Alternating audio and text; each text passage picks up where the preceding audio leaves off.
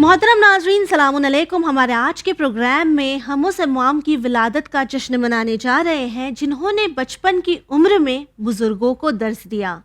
हम बात कर रहे हैं इमाम मोहम्मद तकी अलैहिस्सलाम की, जिन्हें हम इमाम जव्वाद के नाम से भी जानते हैं। आप 8 साल की उम्र में इमामत के मनसब पर फायज हुए। लोगों ने इतनी कम उम्र में इमाम बनना, आपके इल्म को चैलेंज किया, लेकिन आपने दुनिया को बता दिया कि इमामत का सिलेक्शन परवरदिगार आलम के ज़रिए होता है और वो किसी उम्र का तकाजा नहीं रखता। तो आइए हमारे आज के प्रोग्राम का आगाज़ करते हैं और सबसे पहले इस्तकबाल करते हैं आली जनाब मौलाना ज़की हसन साहब का। सलाम अलैकुम। वालेकुम अस्सलाम व रहमतुल्लाहि व बरकातुह। जी, सबसे पहले हमारे वक्त के इमाम की खिदमत में और आपकी खिदमत में हम इमाम की विलादत व सआदत की मुबारकबाद पेश करते हैं और आपसे सबसे पहले यही जानना चाहेंगे कि जब हम बात करते हैं इमाम जव्वाद अलैहिस्सलाम की, 8 साल की उम्र में आप इमाम बने। आज भी इमामत की जब बात आती है तो काफ़ी लोगों के जहनों में ये कंसेप्ट आता है, ये सोच आती है कि 8 साल की उम्र में कोई इमाम किस तरह बन सकता है। तो हम चाहेंगे कि सबसे पहले आप इसी मौजू पर रोशनी डालें। बिस्मिल्लाहिर्रहमानिर्रहीम। यकीनन मसर्रतों का मौका है और हम भी अपनी तरफ से और तमाम अपने वीवर्स की तरफ से अपने आका और मौला जो हमारे नवे इमाम के वारिस हैं सरकार वली असर अजरल्लाहु ताला फरजहु शरीफ, आपकी खिदमत में मुबारकबाद पेश करते हैं इस आरज़ू और उम्मीद के साथ कि ये शब और ये रोज़ हम सभी के लिए बरकतों और सआदतों का सबब करार पाए इंशाअल्लाह। देखिए, ये एक हकीकत है कि हम लोग जब वाक़यात तारीख़ के पढ़ते और सुनते हैं तो फ़ौरन हमारे जहन में ये तसव्वुर पैदा होता है कि जो हमारे आसपास लोग मौजूद हैं उन पर ये वाक़या कितना जाकर सेट होता है, फिट होता है, मुंतबिक होता है। जब हम ये सुनते हैं कि हमारे आका और मौला इमाम मोहम्मद तकी अलैहिस्सलातु वस्सलाम 8 साल की उम्र मुबारक में मनसब इमामत पर फायज हुए, तो अब फ़ौरन हम देखते हैं कि हमारी सोसाइटी में, हमारे मुआशरे में 8 साल के बच्चे की क्या अहमियत होती है, कितना समझ सकता है हाँ, उसके अंदर कितने समझने की पावर, ताकत है, कितना उसके पास नॉलेज है। जब हम ये सारी चीज़ें देखते हैं तो बड़ा अजीब सा लगता है कि कैसे मुमकिन है वो बच्चे जो हमारे सामने 8 साल के हैं और वो शख्सियत के जो मनसब इमामत पर फायज हों 8 साल की उम्र में। हम दोनों को आपस में मिलाने की कोशिश करते हैं और नतीजा ये होता है कि फिर बात समझ में नहीं आती, जबकि हकीकत ये है कि हमारे इमाम उम्र के हिसाब से उम्र के मुताबिक 8 साल के थे, लेकिन अल्लाह रब्बुल इज़्ज़त का इंतज़ाम और एहतमाम ये होता है कि कोई भी अल्लाह का मनसब लेकर आने वाला दुनिया में जब आता है तो वो मनसब के साथ आता है। यानी मेरे कहने की मुराद ये कि 8 साल तो फिर भी ज़्यादा उम्र है जी। उससे पहले भी इमाम अल्लाह की तरफ से मनसब लेकर आए हैं, यानी पैदा ही हुए हैं इमाम के तौर पे। बिल्कुल। तो अब जाहिर सी बात है कि अगर वो 2 साल के हैं, 4 साल के हैं, 6 साल के हैं या मिसाल के तौर 25 साल 30 साल के हैं, दोनों में कोई फ़र्क नहीं है। उम्र की बिना पर ये मुअय्यन करना कि अगर उम्र बड़ी हो तो इमाम हैं या माअज़ल्लाह उम्र छोटी हो तो इमाम नहीं, ऐसा नहीं कहा जा सकता। और इसके लिए पहली बात तो ये कि अल्लाह रब्बुल इज़्ज़त इमाम को पैदा होने के पहले ही इमाम बनाकर भेजता है, एक बात। दूसरी बात ये कि अल्लाह ने इस रुए ज़मीन पर जिन शख्सियतों को मासूम बनाया है, मासूम उसे कहते हैं कि जिनको अल्लाह इतना इल्म देता है कि फिर उनके पास गुनाह का तसव्वुर नहीं होता और वो कोई एज का मोहताज नहीं है। जी। तो वो बचपन से लेकर अपनी पूरी उम्र के आखिरी पड़ाव तक उनके वहाँ कोई गुनाह नहीं पाया जाता। क्यों? इल्म परवरदिगार है। ये इल्म परवरदिगार मासूम होने की बिना पर अल्लाह की तरफ से उन्हें अता किया जाता है।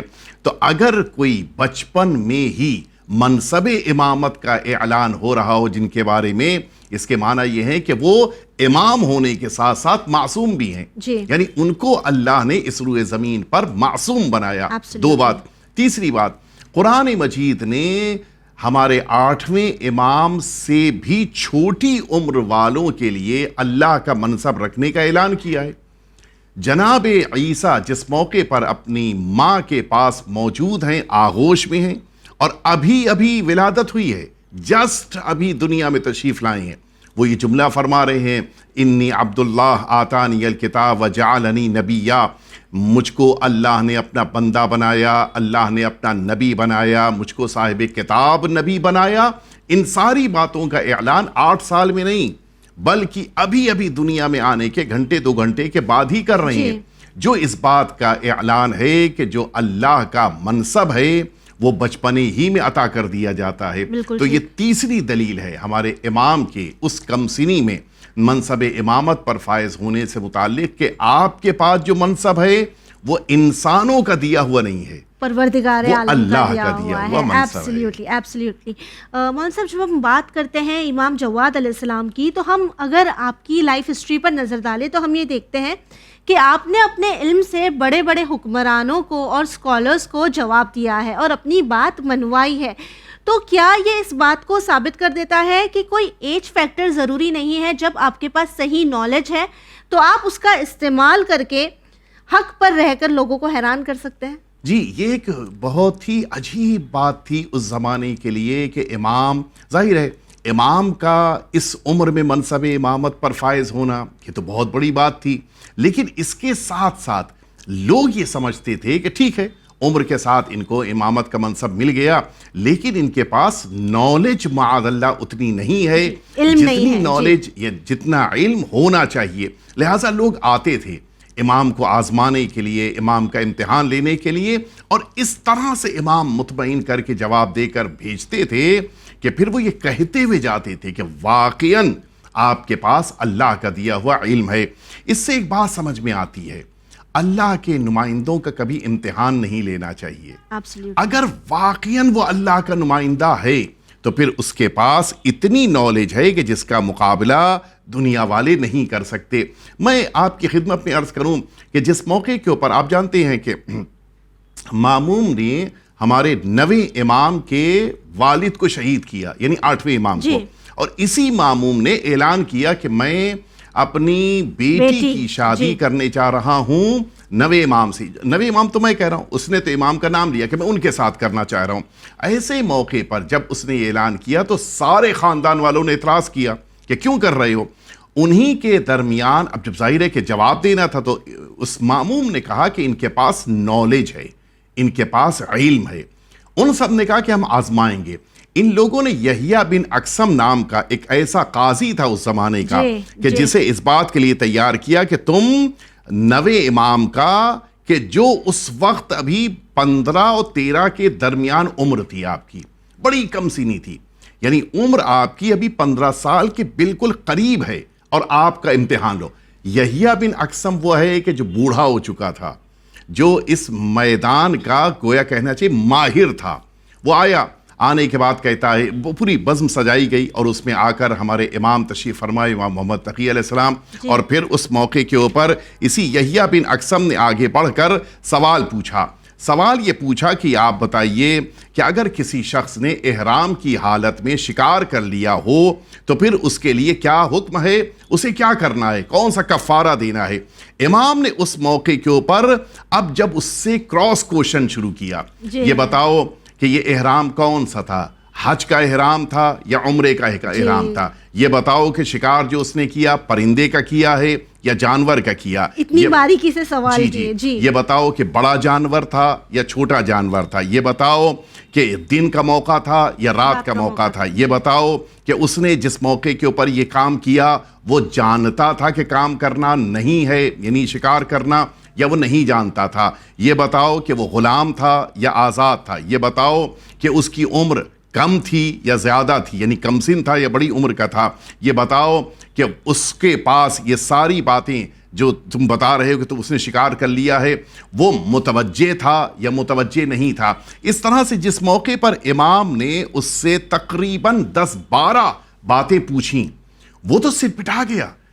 اس نے سوچا بھی نہیں تھا کہ شریعت میں اتنی شقوں کے ساتھ اتنی باریکی پائی جاتی ہے۔ اچھا، یہاں سے میں ایک جملے کی طرف متوجہ کرانا چاہوں گا۔ واقعہ تو یہاں پر مکمل ہو گیا، سب دنگ رہ گیا، پورے دربار میں سناٹے کا عالم تھا، اور وہاں کے اوپر یحییٰ بن اقسم خاموش بالکل۔ یہاں تک تو واقعی نے بیان کیا۔ اس سے زیادہ دلچسپ یہ ہے کہ پھر جب عقد ہو گیا، عقد کے بعد کافی وقت گزرنے کے بعد मामूम ने एक दिन अच्छा यही बैठा हुआ है, मामूम ने एक दिन पूछ लिया कि उस दिन गुफ्तगू ये हुई थी, आपने बताया था कि तकरीबन 12 सूरतें पैदा होती हैं, आप उनका जवाब भी बता दीजिए। मामूम चाहता था कि ये लोगों को पता चल जाए कि सिर्फ इन्होंने क्रॉस क्वेश्चन नहीं किया है, बल्कि इनके पास सबका जवाब भी है जी। और ताज्जुब तब हुआ, यही बिन अक़सम का वहाँ इकरार है, ताज्जुब तब हुआ कि इमाम ने एक एक छोटी छोटी बात को जवाब की शक्ल में डिटेल के साथ बयान फरमाया। तब सब हैरत में पड़ गए कि वाक़ियन इनके पास जो इल्म है वो इंसानों का दिया हुआ नहीं है, अल्लाह का अता करदा इल्म है। इससे बात समझ में आती है कि अल्लाह रूए ज़मीन पर जिनको इल्म देकर भेजता है, जिनको इमाम बनाता है, उनका मुकाबला आम इंसानों से नहीं किया जा सकता जी, बिल्कुल ठीक। मौलाना साहब, अगर हम ज़िंदगी पर नज़र डालें तो जब हम किसी इंसान को ताकत के ज़रिए और पावर के ज़रिए नहीं कंट्रोल कर सकते तो हम रिश्तों से कंट्रोल करने का सहारा लेते हैं। अब्बासिद हुक्मरानों ने भी यही किया, अपनी बेटी की शादी कर दी और फिर उस शादी के ज़रिए इमाम पर प्रेशर बनाने लगे, उन्हें कंट्रोल करने की कोशिश करने लगे। और ये बात हमें वाज़ेह हो जाती है इस पूरे सिचुएशन के ज़रिए कि आज भी दीन और रिश्तों के दरमियान एक कॉन्फ्लिक्ट रहा है। तो हम ये किस तरह पहचान सकते हैं इमाम की ज़िंदगी को देख कर कि कौन हमें इस्लाम की तरफ दावत दे रहा है, खिदमत कर रहा है दीन इस्लाम की, या हमें इस्लाम के अगेंस्ट ले जा रहा है? ये देखिए, ये तारीख़ में बहुत सारे मौक़ों पर ऐसा हुआ है कि रिश्तों के ज़रिए से इंसान ने प्रेशर बनाने की कोशिश किया।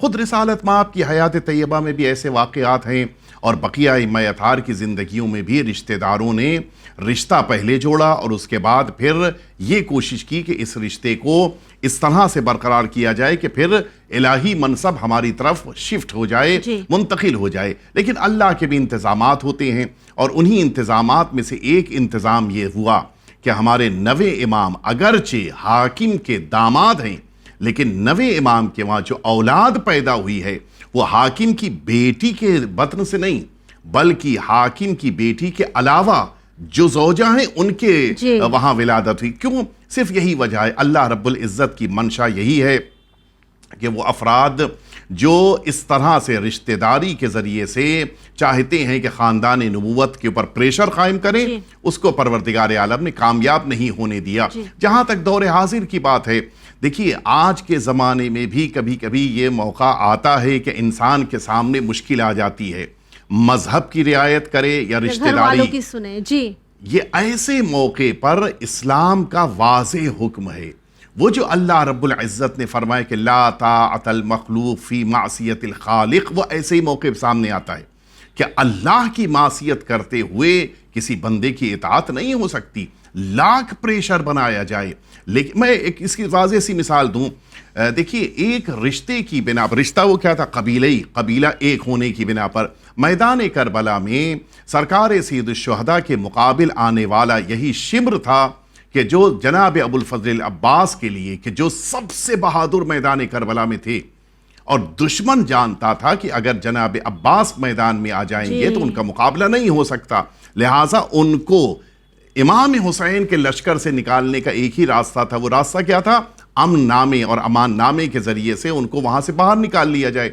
शिम्र अमान नामा लेकर आया, ये कहता हुआ कि हमारे खानदान का वो जवान कहाँ है, मेरी बहन का बेटा बहन, इस बिना पे कि कबीला एक है कि वो कहाँ है। ऐसे मौके पे जनाब अब्बास ने ये जुमला फरमाया था कि ऐ शिम्र, तुम और तुम्हारा अमान नामा दोनों जहन्नम में जाएं, ये बताने के लिए कि जब रिश्ता और दीन, रिश्ता और इमाम मासूम, इनके दरमियान टकराव हो, अलबत्ता यहाँ पे रिश्ता नहीं है, लेकिन चूंकि वो रिश्ते की दुहाई देता हुआ आया था, जो हम अक्सर आज भी कहते हैं हम एक ही गांव से हैं या हम एक ही शहर से, मुल्क से ताल्लुक रखते हैं। तो जनाब अब्बास ने वाज़ेह पैगाम दिया कि ऐसे मौके पर दीन का पाबंद रहना, इमाम से वाबस्ता रहना, ये अहमियत रखता है, रिश्ते की अहमियत नहीं है। आज हमें भी इस बात का ख्याल रखना है।